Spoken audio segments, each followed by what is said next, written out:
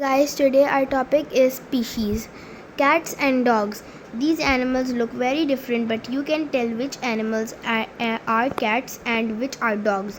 The cats and dogs belong to separate species. The cat's faces have similar shapes, while all the dogs' faces are different.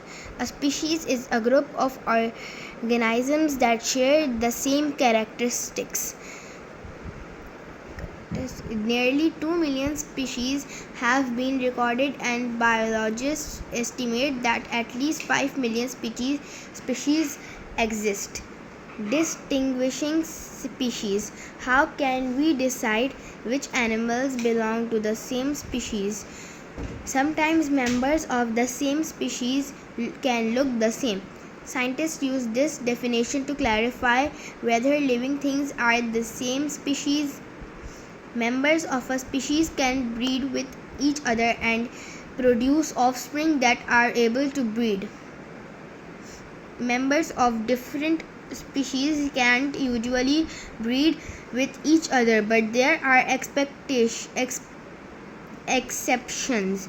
A liger is the offspring of a male lion and female tiger. Its parents are from different species, so the liger is a hybrid. Hybrids are usually infertile. They can't produce offspring of their own.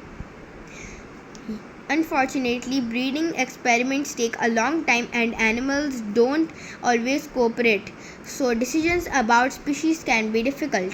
Naming species. Clouded leopards hunt alone, mainly at night, and spend most of their time in the treetops. They are rarely seen close up. They roam southern China as well as Malaysians on Borneo call them tree tigers. It's confusing when the same animal has different names. To avoid this confusion, scientists give each species a unique two-part Latin name. Similar species are given the same first name. For example, lions and tigers are both large and they both roar. They share the first name Panthera. Pet cats purr along with some wild cats. They share the first name Felis. The second name identifies each individual species, so lions are Panthera leo and tigers are Panthera tigris. It was difficult to decide which first name clouded leopards should have. They purr and roar. Their skulls look like a big cat's, but are much smaller. Scientists solved the problem by giving them a first name of their own. Neophelis, meaning new small cat. Their second name is Nebulosa, which is Latin for cloudy. A new species. For a long time, clouded leopards on Borneo and mainland China shared the same name, Neophelis nebulosa.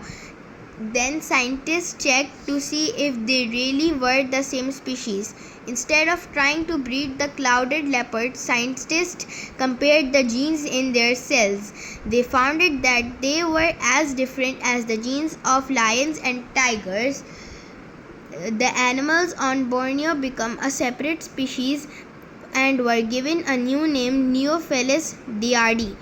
Genetic evidence let scientists decide whether animals are the same species or just look similar. Members of the same species have similar characteristics. They can breed with each other and produce fertile offspring.